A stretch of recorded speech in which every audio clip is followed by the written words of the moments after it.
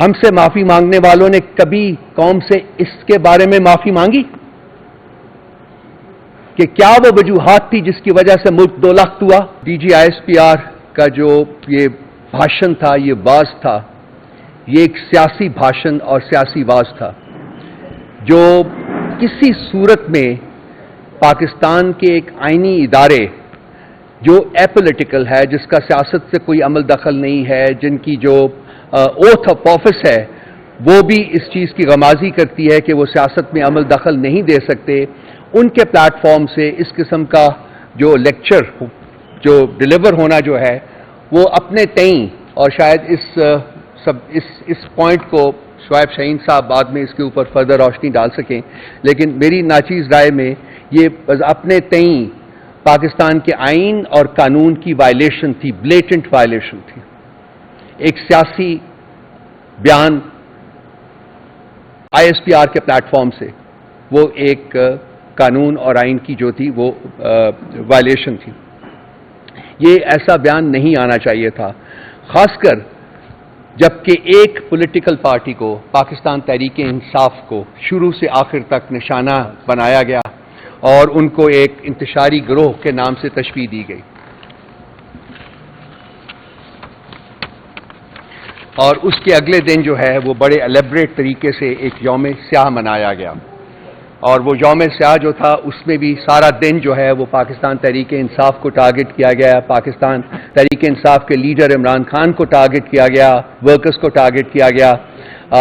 جو ہم نے جو پروٹیسٹ کال دی ہوئی تھی پرامن احتجاج کی، وہاں لوگوں کے گھروں کے اوپر حملے کیے گئے، لوگوں کو پکڑا گیا، چار دیواری کا تقدس پامال کیا گیا۔ یہ خاص کر پنجاب کی بات کر رہا ہوں، اور کسی ہنڈرنس کے بغیر تو یہ پوسٹ کر رہے ہیں کہ یہ وہ پولیس فورس بن گئی ہے جو کہ ایک ٹیررسٹ آؤٹ فٹ کے طور کے اوپر جانی جا رہی ہے، اور یہ ان کا رویہ جو ہے وہ میرا خیال ہے کہ ان کے ساتھ ساروں نے وہی سلوک کرنا ہے جو کہ وہ ٹرانسجینڈر کراؤڈ جو ہے نا وہ کر رہا ہے، اور جو آزاد کشمیر میں ان کے ساتھ ہو رہا ہے وہ آپ کے سامنے ہے سارا کچھ ہے۔ تو میرا خیال ہے حالات کو یہ زبردستی اس طرح پش کر رہے ہیں کہ یہ سبھی لوگ جو ہیں ان کے ساتھ ویسا ہی برتاؤ کریں گے۔ یوم سیاہ کی معرفت سے دوستو، میں یہ ملک کی تاریخ جو ہے نا وہ ایسے بہت سارے انسیڈنٹ سے رقم ہے جو اصل حقیقت میں یوم سیاہ کے طور کے اوپر منائے جانے چاہیے۔ 4 مارشل لاز لگے ان 76 سالوں میں، اور باقی عرصہ جو تھا وہ ڈی فیکٹو مارشل لاز جو ہے، جیسا کہ آج تک ایک ڈی فیکٹو مارشل لا ہے پاکستان میں، وہ اس کے طور کے اوپر جانا جاتا ہے۔ 58 سے 69 تک پہلا مارشل لا لگا، 69 سے 71 تک دوسرا مارشل لا لگا، اور اسی عرصے میں پاکستان 2 لخت ہوا۔ کیا کسی ملک کی تاریخ میں ملک کے 2 لخت ہونے سے زیادہ سیاہ رات ہو سکتی ہے کوئی؟ ہم سے معافی مانگنے والوں نے کبھی قوم سے اس کے بارے میں معافی مانگی کہ کیا وہ وجوہات تھی جس کی وجہ سے ملک 2 لخت ہوا؟ کیوں ایک سیاسی لیڈر جو کہ ایبسولوٹ میجورٹی تھی جس کے پاس، اس کو اقتدار انتقال کرنے کی بجائے فوج نے چڑھائی کی پاکستان کے اس صوبے کے اوپر جو کہ پاکستان کے آدھے سے زیادہ تھا۔ 56% of Pakistan was former East Pakistan, now Bangladesh. کیا آج تک کسی نے اس کے اوپر قوم سے معافی مانگی ہے؟ اس یوم سیاہ کے اوپر جو پاکستان تحریک انصاف سے معافی مانگنے کی تقاضا کر رہے ہیں؟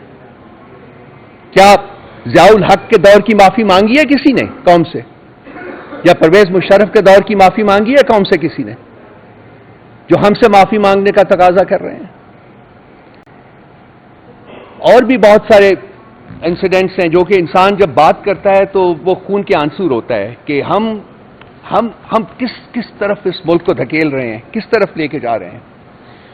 یہ جو یوم سیاہ تھے سارے، ان کے بارے میں کچھ کمیشنز بھی بنے تھے، آج بھی کمیشن بنانے کی بات ہو رہی ہے۔ حمود الرحمان کمیشن بنا تھا، وہ پڑھنے کے لائق ہے، ہمیں بھی، مجھے کہیں سے کاپی ملی تھی، وہ پڑھی۔ اس ملک میں وہ رپورٹ پبلش نہیں ہونے دی گئی، پبلک نہیں ہونے دی گئی۔ کیا اس کے کانٹینٹس کو پڑھ کے وہ لوگ جو رسپانسبل تھے ان اٹراسٹیز کے وہ قوم سے معافی مانگیں گے؟ چلے، اٹس 50 years too late، لیکن آج بھی وقت ہے کہ قوم سے معافی مانگے ملک کو 2 لخت کرنے کے لیے۔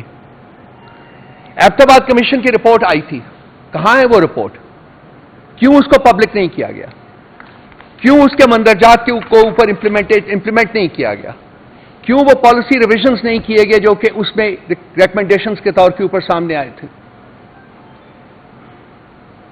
ایک کمیشن آف انکوائری بنا تھا انفورسڈ ڈس اپیئرنسز کے اوپر، اس کی رپورٹ بھی آئی ہوئی ہے، کہاں ہے وہ رپورٹ؟ کس نے چھپائی ہوئی ہے؟ کیا اس کے اوپر معافی مانگی گئی قوم سے؟ اور ایک عامی پبلک اسکول میں ایک گھناؤنی ٹریجڈی ہوئی تھی، 150 سے زیادہ بچے اور اساتذہ جو تھے ان کو میسیکر کیا گیا تھا۔ پی ٹی آئی تو رسپانسبل نہیں تھی اس کی، کون اس نیگلیجنس کا رسپانسبلٹی لیتا ہے؟ کیا اس کے اوپر قوم سے معافی مانگی گئی؟ کس نے معافی مانگی تھی؟ کوئی معافی مانگی گئی کسی سے؟ جو آج خاص کر وہ لوگ جو کہ پی ٹی آئی سے پتہ نہیں ناکردہ گناہوں کی سزا کے طور کے اوپر معافی مانگنے کی توقع کر رہے ہیں۔ رجیم چینج آپریشن جو ہے وہ بذات خود ایک بلیک ڈے ہے۔ اس ملک کی جب تاریخ لکھی جائے گی تو اس کو بلیک ڈے کے طور کے اوپر یاد کیا جائے گا۔ پاکستان کی تاریخ جب لکھی جائے گی تو ایسٹ پاکستان کی سپریشن کو بلیک ڈے کے طور کے اوپر یاد کیا جائے گا۔ پی ٹی آئی سے کوئی معافی کی توقع نہیں کرے گا۔ جو تاریخ دان ہیں، اگر کسی وقت انہوں نے انڈیپینڈنٹ تاریخ اس ملک کی لکھی، انفارچونیٹلی اس ملک کی تاریخ بھی ڈسٹارٹ کی گئی ہے، نہیں لکھی گئی ہے۔ اس ملک میں 3 وزرائے اعظم کو قتل کیا گیا ہے۔ کیا اس وقت کے حکمرانوں نے معافی مانگی ہے اس سے؟ کیا اس کے اوپر کوئی تحقیقات ہوئیں؟